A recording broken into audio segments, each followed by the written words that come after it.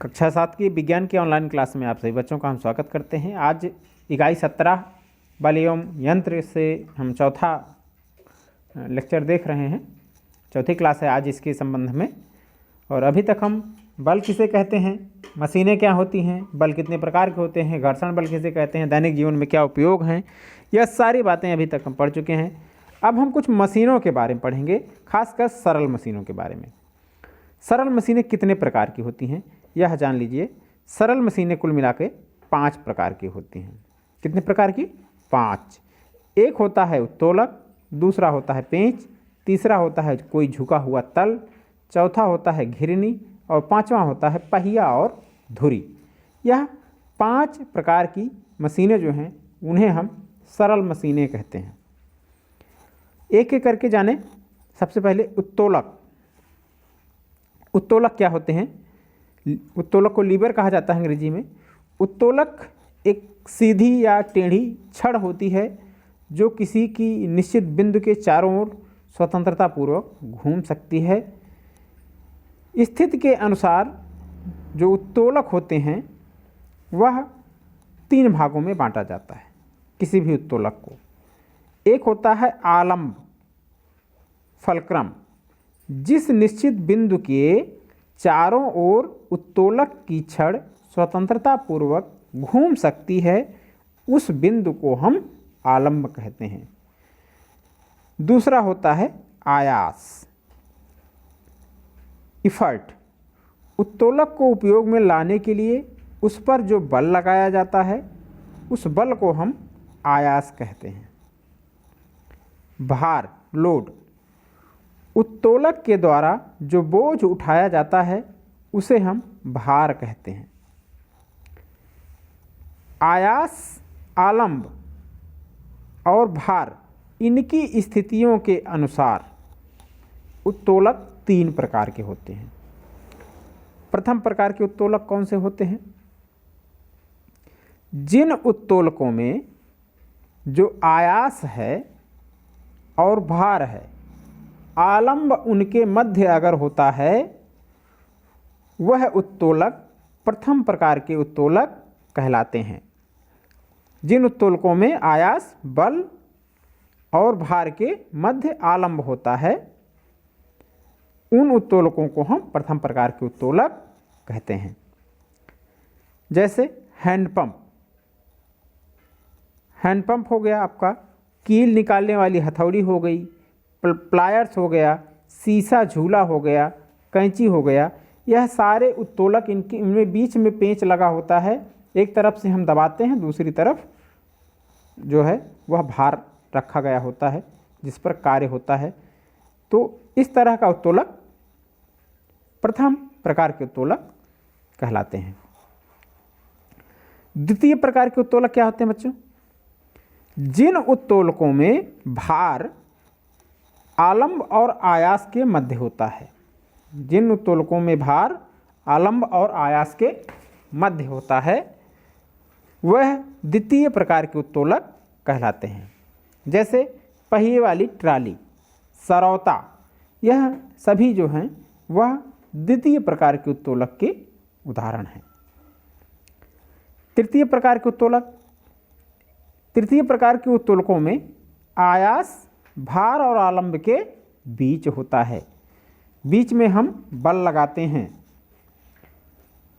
जैसे आपने चिमटी देखी होगी या चिमटा देखा होगा, यह तृतीय प्रकार का उत्तोलक होता है। चाकू, यह भी तृतीय प्रकार का उत्तोलक होता है। यह सभी जो हैं तृतीय प्रकार के उत्तोलक कहलाते हैं।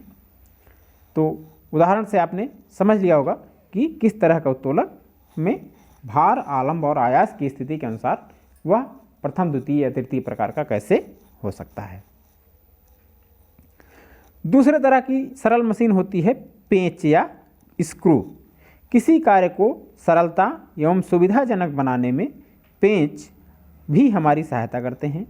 जैसे किसी मोटर वाहन के पहिए को निकालने में उसके धुरादंड को उठाने के लिए स्क्रू जैक का उपयोग हम करते हैं। लकड़ी के दरवाजे, खिड़की, अलमारी बनाने में भी स्क्रू ड्राइवर की सहायता से इसमें स्क्रू पेंच लगाए जाते हैं। तो स्क्रू पेंच वास्तव में झुके तल के समान होता है, जो कि एक सरल मशीन है। झुका हुआ तल, यह भी एक तरह का सरल मशीन होता है। झुके हुए तल का एक क्रियाकलाप दिया गया है, कैसे कि किसी भारी वस्तु को, जैसे लोहे के भारी बक्से को उठाकर मेज पर रखने के लिए अगर आप प्रयास करते हैं तो आसानी से आप रख नहीं सकते हैं। इसके लिए अगर कोई लकड़ी का मजबूत पटरा ले लें और पटरे को मेज से पृथ्वी पर झुकाकर रख दीजिए, और अब लोहे के बक्से को पटरे की सहायता से अगर मेज पर आप चढ़ाते हैं तो वह बहुत ही आसानी से चढ़ जाता है। तो पटरा जो है वह एक झुका हुआ तल होता है, जिसे हम एक सरल मशीन के रूप में उपयोग करते हैं। इससे हम भारी बक्से को मेज पर चढ़ाने में आसानी से सफल हो जाते हैं। तो झुका तल एक सरल मशीन की तरह कार्य करता है। मकानों में सीढ़ी, पहिए पर घुमावदार सड़क, पहाड़ी पर और झुके हुए तल के यह दूसरे भी उदाहरण हो सकते हैं। तो यह भी एक सरल मशीन होता है। एक सरल मशीन होती है घिरनी या पुली। घिरनी की सहायता से कुएं से पानी बड़ी आसानी से एवं सुविधाजनक तरीके से हम निकाल सकते हैं। किसी भारी बोझ को भी घिरनी की सहायता से उठाया जा सकता है। चल घिरनी के संयोजन से कम बल लगाकर भारी बोझ को उठाना सरल एवं सुविधाजनक होता है। घिरनी एक सरल मशीन है, यह चल एवं अचल दोनों तरह से व्यवस्थित हो सकती है। तो यह भी एक महत्वपूर्ण सरल मशीन होती है। और एक सरल मशीन के बारे में आप जानते हैं, पहिया और धुरी। रेलवे स्टेशन पर आपने देखा होगा कि जो कुली होते हैं वह ट्राली का उपयोग करते हैं, उस पर पहिया और धुरी लगी होती है। ट्राली की सहायता से कुली बहुत ही आसानी से सुविधाजनक तरीके से बड़े बड़े भारी से भारी बोझ को एक स्थान से दूसरे स्थान तक ले जा लेते हैं, और ट्राली की सहायता से वह कम बल लगाकर वह सामान आसानी से पहुंचा लेते हैं। नट बोल्ट स्ट्रेचर ट्राली भी पहिया और धुरी के सिद्धांत पर कार्य करते हैं। मशीनों में हमें देखरेख करनी पड़ती है मशीनों की, नहीं तो वह खराब हो जाती है। मशीनें स्वतः नहीं कार्य करती हैं। मशीनों द्वारा कार्य कराने या मशीनों से कार्य लेने के लिए हमें बाहरी आयास या बाहरी बल की आवश्यकता होती है। जैसे हल चलाने में बैलों द्वारा, घिरनी की सहायता से पानी निकालने में किसी व्यक्ति द्वारा आयास लगाया जाता है, बल लगाया जाता है। सरल मशीनों में आयास बल के रूप में कार्य करता है। तो बगैर किसी बाहरी सहायता के कोई मशीन कार्य नहीं कर सकती है। बिना किसी बाहरी बल के उपयोग के कोई सरल मशीन कार्य नहीं कर सकती है। अधिकांश मशीनें लोहे की बनी होती हैं, जिनमें घर्षण बल के कारण उनके पुर्जे घिस जाते हैं, और उनको घिसने से बचाने के लिए हम उसमें तेल, ग्रीस इत्यादि समय समय पर लगाते रहते हैं। जैसे साइकिल के पहियों की धुरी पर ग्रीस लगा देते हैं, और पहियों घिरनी की धुरी में स्नेहक तेल लगाने से घर्षण बल कम हो जाता है और पहिया आसानी से घूमने लगता है। मशीनों की बॉल बेयरिंग में घर्षण बल को कम करने के लिए उसमें ग्रीस लगाना चाहिए। मशीनों को जंग लगने वाले भागों में बालू, कागज़, रेगमाल से रगड़कर उनकी सफाई करनी चाहिए। बाहरी भागों पर पेंट कर देना चाहिए। जिन मशीनों से काम ना लिया जा रहा हो उन्हें स्नेहक तेल या ग्रीस लगाकर ढककर रखना चाहिए। समय समय पर मशीनों की जांच करते रहना चाहिए, जिससे उनमें कोई छोटी मोटी खराबी अगर आती है तो उसे हम आसानी से ठीक कर लें। प्रत्येक व्यक्ति मशीन को नहीं चला सकता है, या कह सकते हैं कि उसको चलाने में दक्ष नहीं होता है। तो मशीनों को चलाने और उनसे कार्य करने के लिए प्रशिक्षण अवश्य प्राप्त करना चाहिए और उसका अभ्यास करते रहना चाहिए। मशीनों द्वारा कार्य करने में बहुत ही सावधानी भी बरतने की आवश्यकता होती है। तो मशीनों के रखरखाव की बड़ी आवश्यकता हम महसूस करते हैं। बिना उचित रखरखाव के, उचित प्रशिक्षण के आप मशीनों को संचालित नहीं कर सकते हैं। तो यह अध्याय यहीं समाप्त होता है। इस अध्याय में हमने क्या क्या सीखा, यह एक बार हम रिवीजन कर लें तो आसानी रहेगी। हमने यह सीखा कि बल वह धक्का या खिंचाव है जो कि एक वस्तु से दूसरी वस्तु पर आरोपित करती है।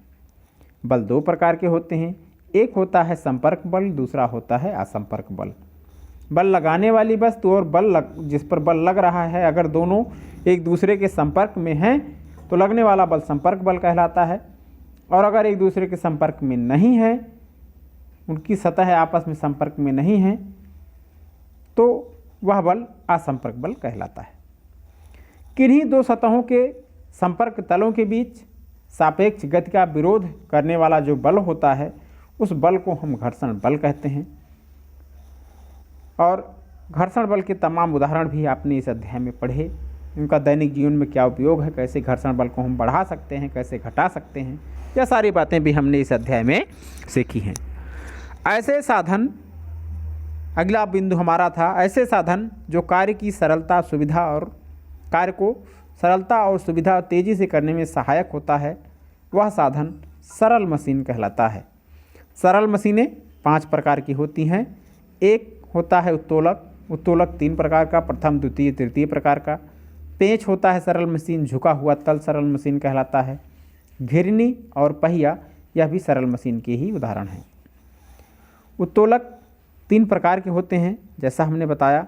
प्रथम श्रेणी का उत्तोलक, द्वितीय श्रेणी का उत्तोलक और तृतीय श्रेणी का उत्तोलक।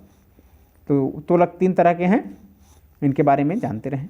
तो यह अध्याय यहीं पर समाप्त होता है। आज की क्लास से संबंधित या पूरे अध्याय से संबंधित कोई भी आपको चीज़ समझ में नहीं आई है तो आप फ़ोन करके, कमेंट करके, क्लास में कहीं भी आप हमसे पूछ सकते हैं। बाकी हम आपसे मिलेंगे, अब इसके अभ्यास प्रश्नों को हल करवाएंगे। तब तक घर पे रहें, पढ़ते रहें, लगातार ऑनलाइन क्लास के साथ जुड़े रहें। हमारी बहुत बहुत शुभकामनाएं।